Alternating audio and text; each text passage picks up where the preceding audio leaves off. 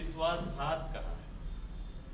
विश्वासघात की जनता के विश्वास के कारणों को 2 वर्ष में जनता मूल्यांकन करेगी और जब मूल्यांकन करके जब उसका रिजल्ट निकालेंगे, परिणाम निकलेगा, तो जनता खुद में यह महसूस करेगी कि हमारे साथ विश्वासघात हुआ है। मैं एक पॉलिटिकली जवाबदेही के साथ इन चीजों को कह रहा हूं। मैं आज के दिन मैं सर्वप्रथम इस गवर्नमेंट के मूल आधार और खासकर झारखंड मुक्ति मोर्चा के मूल आधार पर थोड़ा चर्चा करेंगे, क्योंकि झारखंडी भावनाओं में सबसे बड़ा भावना, क्योंकि ये एक संघर्षशील प्रदेश रहा है, लंबे समय से प्रदेश के लिए यहाँ के लोगों ने संघर्ष किया, शहादत दिया, और उसी संदर्भ के आसपास से गठित जिस पार्टी का नेतृत्व सरकार है, उन्होंने उसी बेस एजेंडे को पब्लिक के बीच में लेके गए और लगातार आधार हो 1932 से लेकर 64 तक जो सेटलमेंट हुआ, उसी को उसका आधार बनाया जाएगा, यही झारखंडी का परिचय होगा। 2 वर्ष बीत गए। 2 वर्ष बीतने के बाद जो भावनात्मक सबसे बड़ा मुद्दा था, इस मुद्दे पर सरकार सैकड़ों कैबिनेट आए हुए, लेकिन कोई निर्णय इस संदर्भ में झारखंड के लोगों को नहीं मिला है। झारखंडी खतियान कांग्रेस और राजद के सामने गिरवी हो गया। उसके बाद सबसे बड़ा विषय इसी से रिलेटेड है कि हम नियोजन नीति भी बनाएंगे, क्योंकि पिछली सरकार ने नियोजन नीति ठीक नहीं बनाया और इस नीति के कारण मूल झारखंडी लोगों को अवसर नहीं मिला। मैं ऐसा नियोजन नीति लेके आऊंगा कि 32 के खतियान के आधार वाले लोगों को ही इसमें जगह मिलेगा या फिर सेटलमेंट वाले लोगों को ही जगह मिलेगा। ये 2 साल बीत गए, नियोजन नीति का नया फॉर्मूला सामने आ गया, जो आज के दिन में शायद झारखंड के लोगों के जी में कहीं बसता नहीं है, और अपना कमिटमेंट गवर्नमेंट ने 2 साल के मूल कमिटमेंट से अपने आप को पीछे या कोई दूसरा फॉर्मूला देने का प्रयास किया है। हम आते हैं उसके बाद सबसे लुभावना ये वर्ष था। वर्ष के 1 दिन पहले है, शायद करिश्मा हो जाए तो मेरी बात कल गलत हो सकती है, ये नियुक्ति का वर्ष था। और ये नियुक्ति का वर्ष सरकार का कमिटमेंट कि पूरे साल भर के अंदर 5 लाख लोगों को नौकरी देने का।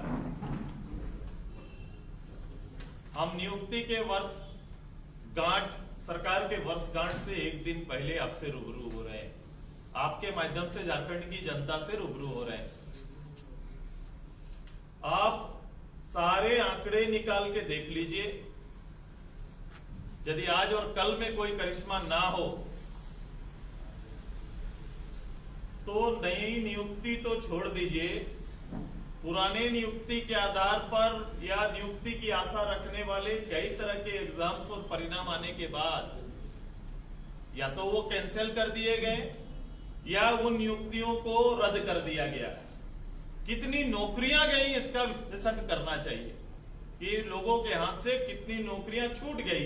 आप उसको देखेंगे तो उसका आंकड़ा बड़ा होगा बनिस्बत नई नियुक्ति या नई नौकरी का। तो सीधे तौर पर झारखंड के युवाओं के विश्वास के साथ आघात हुआ है। इसके थोड़ा आगे बढ़ते हैं। नियुक्ति के अवसर को, रोजगार के अवसर को दूसरे रूप से भी सेटल करने का प्रयास था इनका। इन्होंने वायदा किया था कि हम 25 लाख तक की योजनाओं का ठेका पट्टा यहां के नौजवानों के हाथ में देंगे। रकम शायद ज्यादा भी बोला होगा, लेकिन मुझे ये लग रहा है कि 25 लाख तो न्यूनतम का, अधिकतम भी हो सकता है, लेकिन न्यूनतम ये उनको प्राप्त होगा, झारखंड के युवाओं को प्राप्त होगा। मैं आपके माध्यम से आदरणीय मुख्यमंत्री, झारखंड के मुख्यमंत्री जी से जानना चाहते हैं।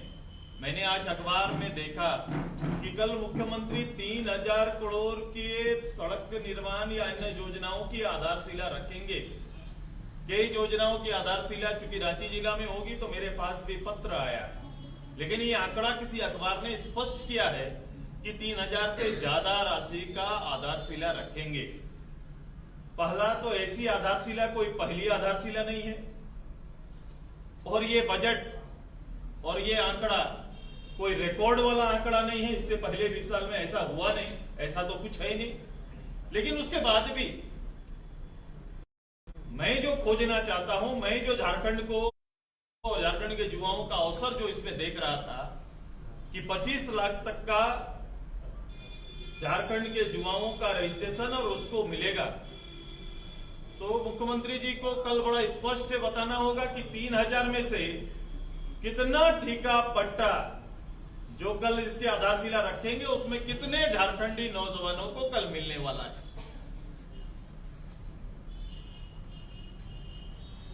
अब थोड़ा आगे बढ़ते हैं।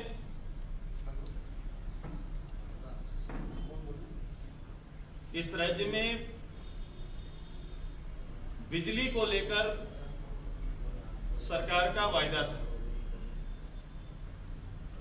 और आज नहीं, आप हाउस कवर करते हैं, विधानसभा कवर करते हैं। मैं केवल राजनीतिक कमिटमेंट केवल उसको निकाल के नहीं देख रहा हूं। विधानसभा में पिछला बजट सत्र में गवर्नमेंट ने सबसे बड़ी बात बोल दी थी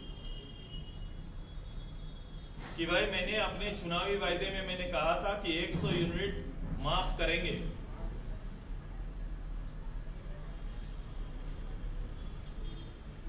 आज इतने 2 वर्ष बीतने जा रहे हैं, किसी गरीब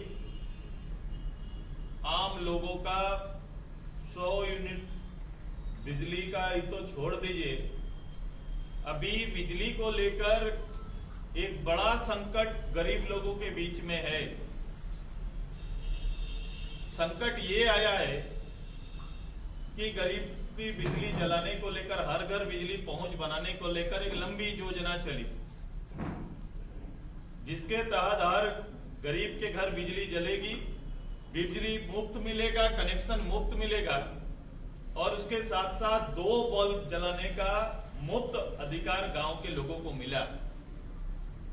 ये रफ्तार बढ़ा, गांव में बिजली पहुंच गई, गरीब के घर में बिजली जलने लगा। एक बड़ा तेजी से ये चीज हुआ, क्योंकि 2 बल्ब जलने का अधिकार था, बिजली जलने लगी, गांव में कनेक्शन आ गया। अभी आज का तिथि में पता करो, गांव में हर गांव में गरीब के घर से बिजली का कनेक्शन काटा जा रहा है। सरकारी पदाधिकारी, सरकारी कर्मचारी जाकर उसके कनेक्शन को नोच रहे हैं, उसके मीटर को वापस लेके आ रहे हैं, और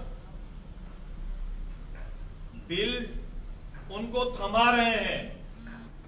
जो बिजली मुफ्त मिलेगी कह के बिजली गांव में पहुंचाया गया, आज उस बिजली को दर के साथ कोई भी एक भी बीपीएल, मैं केवल बीपीएल फैमिली की बात करता हूं, कोई बीपीएल फैमिली का बिल 5000 से कम का नहीं है। और ये उसे ना बातचीत, पत्रचार या सरकार की नीतियों पर या फैसलों पर कोई विचार दिया गया, सीधे उसके मीटर को वापस और उसके करंट को काटा जा रहा है, बिजली जा रही है गांव में। एक बड़ा ही चित्र स्थिति गांव के अंदर बना हुआ है। आप इसको खंगालिए, इसको देखिए, और उसके बाद ये शर्त है कि न्यू कनेक्शन के लिए आपको फिर से अपील करना पड़ेगा, और उसके लिए 3000 से 7000 रुपया आपको देना पड़ेगा, तो न्यू कनेक्शन आपको मिलेगा। ये पूरा जहां जा रहे हैं, जहां बैठ रहे हैं, गांव के लोगों में ये स्थिति है कि भैया बिजली काट दिया, ये कर दिया। हम लोग तो ये सोच के लिए थे कि गरीब के घर में बिजली जलेगा, सरकार मुफ्त बिजली देगी। उसके बाद नई सरकार का आया कि 100 यूनिट तक आपको बिजली बिल नहीं लगेगा। 2 वर्ष हो गए, अब बिल तो छोड़ दीजिए मुफ्त, अब बिजली कनेक्शन काटा जा रहा है। ये गवर्नमेंट का, ये वर्तमान सरकार का ये अभी 2 साल की उपलब्धि है। हम आगे आते हैं कि सरकार ने कोविड काल में जो दूसरे प्रदेश में काम करने वाले, जो उस समय की भयावह परिस्थिति से घर वापसी किए, उनके लिए योजनाओं का घोषणा किया और दिखाया देश भर के अंदर में मैं प्लेन से भी मजदूर को घर वापस ला सकते हैं। आंकड़ा भी बताया। अब मैं दो विषय पूछना चाहता हूं और घोषणा भी की कि मैं प्रवासी परदेशी जो मजदूर हैं उनके लिए, जो दूसरे प्रदेश में रोजी रोटी के लिए जो गए हैं, उनके लिए इस राज्य में अवसर पैदा करेंगे, उनको इस राज्य में ठहराव के लिए उस तरह की नौकरियां सृजन करेंगे। गवर्नमेंट कल बताएगी कि ऐसे प्रवासी कितने आए। उस समय तो आंकड़ा लाखों में बताया था, गवर्नमेंट ने खुद बताया था। तो ये लाखों लोग आज कहां कार्यरत हैं, किस इंडस्ट्री में कार्यरत हैं, किस योजना का लाभ इनको मिल रहा है, ये सरकार कल स्पष्ट करना चाहिए। कोविड काल भयावह स्थिति में जिन परिवारों ने अपने परिवार का सदस्य खोया है, बगल की राज्य उसके लिए 4 लाख रुपया का व्यवस्था किया। 4 लाख ही नहीं, 4 लाख रुपया का व्यवस्था किया है कि ऐसा भी अगर कोई परिजन परिवार का कोई ना रहा हो, कोविड काल में सदस्य ना रहा, उनके लिए 4 लाख। हमारी सरकार ने, भारत सरकार 50,000 का व्यवस्था किया, मेरी सरकार उसी को बांटकर खुश है।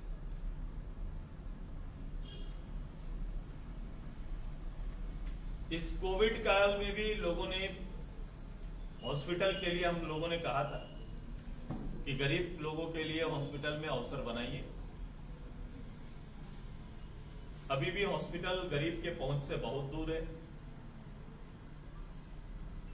सरकारी पूरा हॉस्पिटल व्यवस्था बनाने में ही लगा हुआ है और नित्य दिन रिम्स के नए उद्घाटन शिलान्यास की तो बातें होती है, लेकिन डॉक्टर, नर्स, उपचार, पब्लिक की आबादी के अनुसार डॉक्टर, नर्सेस का घोर अभाव है, जिसको भरने का कोई प्रयास नहीं किया है।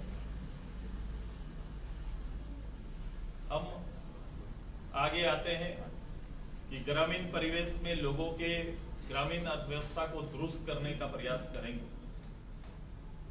इस पूरे ग्रामीण परिवेश में एक वायदा था कि गरीब के घर में महिलाओं को चूल्हा खर्चा के रूप में 2,000 रुपया मासिक उपलब्ध कराएंगे। मैं कोई काल्पनिक बात नहीं कर रहा, ये सरकार की घोषणा थी। सरकार ने कहा था कि चूल्हा खर्चा का 2,000 रुपया हर परिवार को उपलब्ध कराएंगे। आज पूरे ग्रामीण परिवेश में आप जाओ, देखो, कहीं भी किसी तरह का इतना भयावह स्थिति है, दाम इतना बढ़ा हुआ है कि लोग अपना परिवार कैसे चलाएं, बड़ा मुश्किल हो गया है। इस बीच सरकार का पेट्रोलियम को लेकर भी, जब पेट्रोल डीजल का दाम बढ़ा तो अपने अपने प्रदेश ने निर्णय लिया कि दाम को नियंत्रण करने के लिए वैट में, और वैट जो स्टेट वैट है उसमें कमी लाने का। हमारी सरकार ने अभी तक ये निर्णय नहीं लिया। मैंने कांग्रेस से कुछ बातें, जब प्रारंभ में कांग्रेस झारखंड मुक्ति मोर्चा के लोगों ने स्टेटमेंट देके चीजों को तो दबाने का प्रयास किया, अखबार में आया कि मैं कर रहा हूं, लेकिन आज तक इन बातों पर चर्चा नहीं हुई, ना सरकार ने ऐसा वैट पर कोई निर्णय लिया है। हम अभी भी ज्यादा दाम देकर, अन्य प्रदेश से ज्यादा दाम देकर चीजों को ले रहे हैं। ये दाम नियंत्रण का, पेट्रोल दाम, डीजल नियंत्रण का, चूंकि ये पूरी अर्थव्यवस्था के शेष चीजों पर प्रभाव डालता है, उस पर कोई तरह का काम इन्होंने नहीं किया है। हम लोग देखा था कि सामाजिक रूप से इस प्रदेश के अंदर प्रदेश के लोगों का न्याय करेंगे और लंबे समय से वंचित ओबीसी परिवार का, ओबीसी के समुदाय को न्याय देने का काम करेंगे। और राष्ट्रीय मानक का आरक्षण 3 महीने के अंदर देने का कमिटमेंट उनका था। आज 2 साल बीत गए। राष्ट्रीय मानक तो छोड़ो, अपने प्रदेश के पिछड़ा वर्ग आयोग के 2 अनुशंसा भी है। सरकार का कोई विचार उस पर अभी तक नहीं आया। 2 साल के बाद भी ओबीसी के लिए बैठ के निर्णय लेने का, चिंता करने का और उस अर्हता को देने का निर्णय अभी तक संभव नहीं हो पाया। इसी तरह से सर्टिफिकेट विषय पर कई समुदाय, जैसे मैं कहूंगा लोहरा लोहा, बेदिया, इस तरह से छोटे छोटे कई समाज हैं जो केवल शब्दों के और डिफरेंस के कारण लंबे समय से एक काम, एक संस्कृति, एक पूरे व्यवस्था में जीने वाले लोगों को ये लाभ नहीं मिल रहा है। वो सुधार तक नहीं हुआ। लंबे समय से स्थापित कई समुदायों को एसटी सूची में शामिल करने का भी प्रस्ताव था, वो भी अभी तक संभव नहीं हो पाया, ना कभी उस पर मंत्रणा रखी कि उन विषयों को गौर करके देखा भी नहीं गया। तो राज्य सरकार कल 2 वर्षगांठ मनाएंगे, क्योंकि जनमत मिला और जनता को तो ये अवसर नहीं है कि बीच में वो कोई चीजों को खड़ा करे या विश्वास लाइए, जनता नहीं कर सकती। लेकिन मैं जनता को सरकार के और सरकार के अगुवा के कमिटमेंट को जनता तक पहुंचाना ये हमारा फर्ज है, और सरकार को आईना दिखाना भी कि जिन कमिटमेंट और जिन वायदों के साथ आपने स्टेट में, इस राज्य में जनमत लिया, उसका एक कदम भी आप आगे नहीं बढ़े हैं। ये झारखंडी जनता के साथ धोखा है। पंचायत चुनाव बड़े लंबे अरसे के बाद इस प्रदेश में हुआ। 73 के बाद पहली बार यहां संभव हुआ कि पंचायत चुनाव हुआ, और हमारी ये तैयारी थी कि गांव गणराज्य को और गांव के चौपाल में चुने हुए प्रतिनिधि गांव का नेतृत्व करेंगे। इसका एक बहुत बड़ा असर हुआ है। कभी भविष्य में मूल्यांकन करेंगे तो जो प्रदेश की परिस्थितियां थी, जिस रूप से पंचों पर जो सरकार पर विश्वास ना रखने वाले लोगों का कब्जा था, वहां पर पुनः पंच और पंचायत की चर्चा होने लगी, ग्राम सभा की चर्चा होने लगी, लोग बैठने लगे, चर्चाएं करने लगे। ये पंचायत चुनाव को 1 साल से ज्यादा टाला गया, ये अच्छी बात नहीं है। पहला तो पंचायत को खड़ा होने नहीं दिया गया। पंचायत मतलब 14 फाइनेंस और 15 फाइनेंस के आधार पर जीने का कोई संस्था नहीं। पंचायत मतलब अपना राजस्व खुद तैयार करने का, राजस्व खुद तैयार करके उस पंचायत में डेवलपमेंट की फुल अथॉरिटी के साथ काम करने का है। अभी तो ये मूलतः निश्चित है कि विभाग पर निर्भरता करता है। विभाग अगर कोई दान देंगे तो पंचायत चलेगा। ये पंचायत की कल्पना हमारी नहीं थी, ना पंचायत का ये अवधारणा था। तो पंचायत को ना खुद पंचायत को बनने दिया गया, ना उस अवधारणा को स्थापित होने दिया, और उसके बाद भी एक्सटेंशन पर अभी पंचायतें चल रही है। ये एक बुरा असर है। ये ग्रामीण परिवेश में ग्राम सत्ता का जो व्यवस्था बना हुआ है, ये महात्मा गांधी जी के सबसे बड़े जो सेंट्रलाइज संस्था, जो सबसे बड़ी संस्था है, जिसको हम लोग हमेशा बोलते हैं, ना लोकसभा ना विधानसभा, सबसे बड़ा ग्राम सभा, ये कहीं ना कहीं कमजोर पड़ रहा है। दूसरा, आवास को लेकर एक बड़ा कमिटमेंट गवर्नमेंट का था। गवर्नमेंट ने कहा था कि मैं 3 लाख का आवास लेके आऊंगा।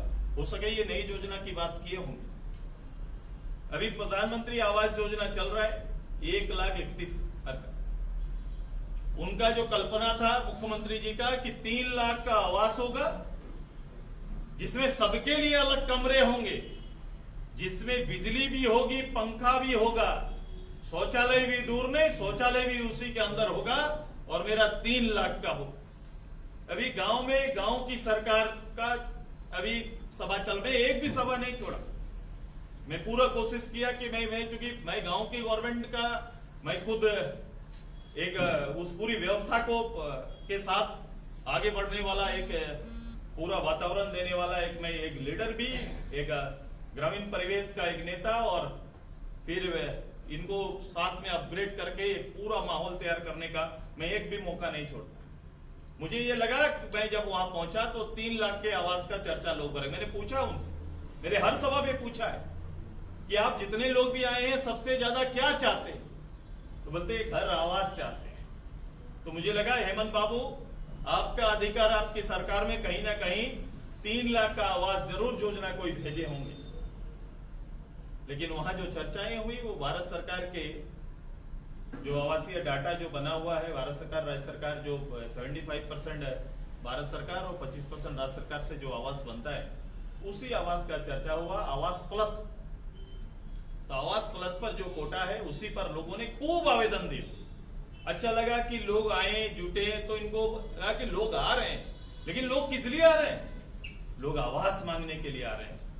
तो उस डाटा से बाहर क्या सरकार के पास कोई योजना है? जितने आवेदन आए हैं उन आवेदन पर सरकार कोई या आवास योजना यहाँ लाने वाली है?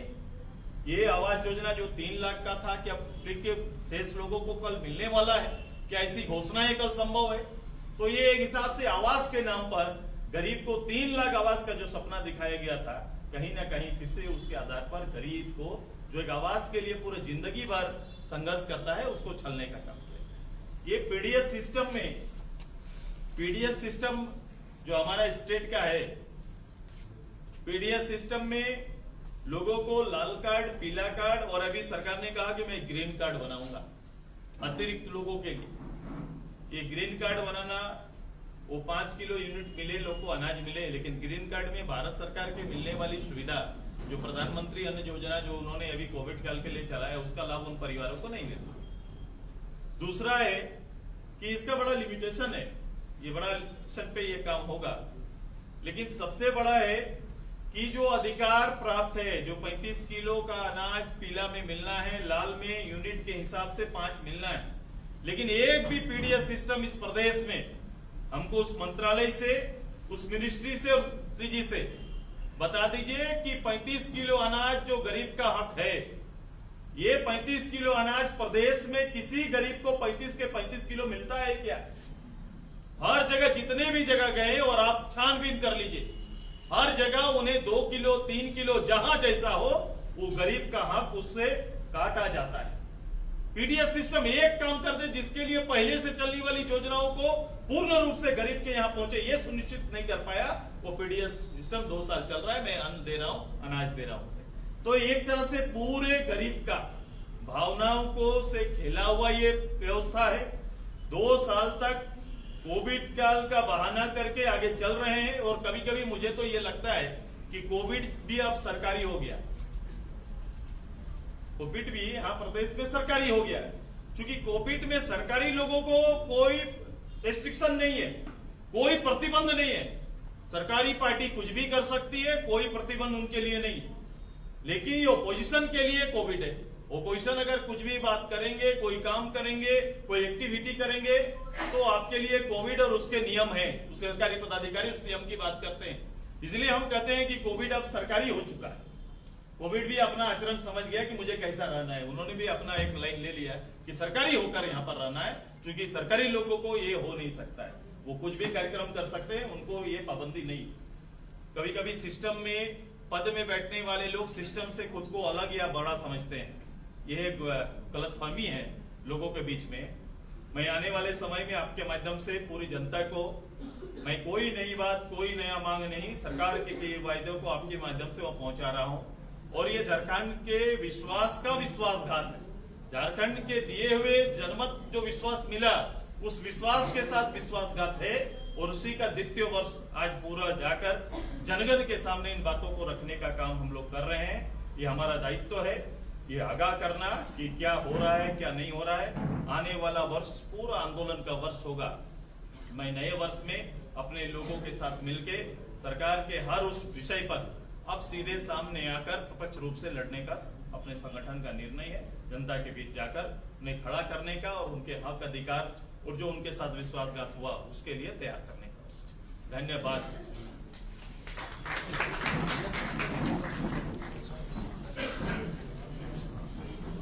उद्देश्य एक छोटा सा सवाल है। ये देखो, ये जी इतना बोले जी, फिर भी दादा इतना जी।